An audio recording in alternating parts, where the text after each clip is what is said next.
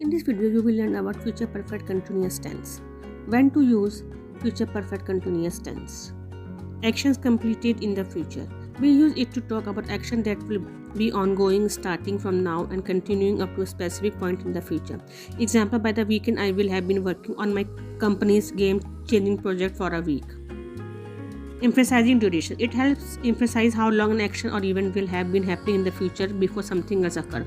Example, by the time I graduate, I will have been studying at the university for 4 years. How to form future perfect continuous tense. Number 1, positive form. Start with the subject, add will have been, and then add the base form of the verb with ing. Example, she will have been reading the book all night. Negative form. Use won't have been after the subject and then add the base form of the verb with ing. Example, I won't have been studying all night. Number 3, question form.